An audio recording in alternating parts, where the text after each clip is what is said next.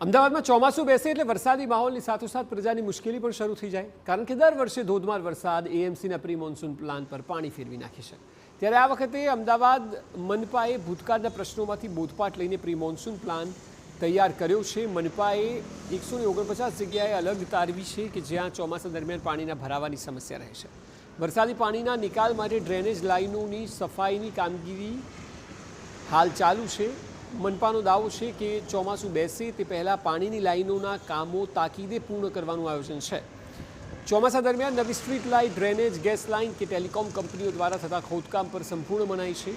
હવે એક તરફ ચોમાસું માથા પર આવીને ઊભું છે, ત્યારે એડિશનલ સિટી એન્જિનિયરને જણાવ્યા મુજબ શહેરમાં હજી માંડ 72,586 જેટલી કેચપીટની સફાઈનો પ્રથમ રાઉન્ડ જ માંડ પૂર્ણ થયો છે।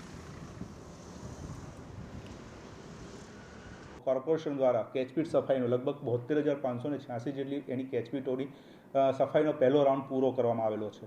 આ ઉપરાંત દરેક કેચપીટના કનેક્શનોના તેની મેઇન સ્ટોમ વોટર લાઇન સાથેના જોડાણો ચેક કરવામાં આવેલા છે। જો આ જોડાણમાં કોઈ તકલીફ હોય તો તેનું નિરાકરણ લાવવામાં આવેલું છે। આ ઉપરાંત જરૂર મુજબ જ્યાં જરૂર હોય ત્યાં નવી લાઈનો બી નાખવામાં આવેલી છે। જૂની લાઈનોમાં જો કચરો આવી ગયેલો હોય તો તેની સફાઈ ડિસિલ્ટિંગ મશીનો, સુપર સકર મશીન દ્વારા તેમજ જેટિંગ મશીન દ્વારા કરવામાં આવેલું છે। ચોમાસા માટે 1 જૂનથી શહેરમાં 24 કંટ્રોલ રૂમ એક્ટિવ થશે, જેમાં એક મુખ્ય સેન્ટ્રલ કંટ્રોલ રૂમ હશે।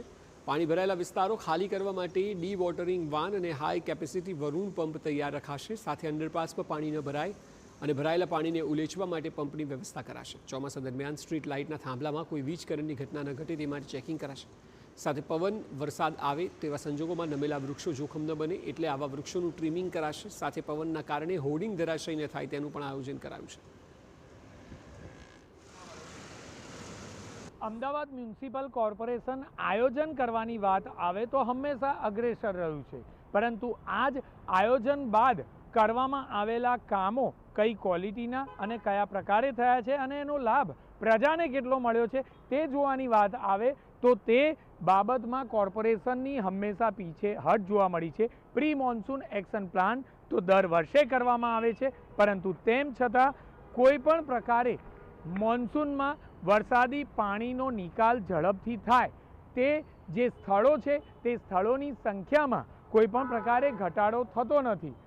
કેચપીટની સફાઈ દર વર્ષે કરવામાં આવે છે। આ વર્ષે ચૂંટણી હોવાના કારણે માત્ર પ્રથમ રાઉન્ડ પૂર્ણ થયો છે। આખરે 3 રાઉન્ડ વરસાદ પહેલાં પૂર્ણ થયાની વાતો કરવામાં આવતી હોય છે, ત્યારે આ વખતે શા માટે કામગીરીમાં ઢીલાસ થઈ છે? બીજી તરફ કરાયેલી જે કામગીરી છે, કેચપીટની જે સફાઈ છે તે યોગ્ય રીતે કરાઈ છે કે કેમ તેની સામે પણ સવાલો ઊભા થાય છે, કારણ કે માત્ર ને માત્ર કાગળ પર કામગીરી રહેતી હોય છે, બાકી સ્થળ પર કામગીરી કરાઈ છે કે કેમ તે આખરે કોણ જોશે તે એક મોટો સવાલ છે। કેમેરામેન મહેશ સિંધી સાથે જિગ્નેશ પટેલ, TV9 અમદાવાદ।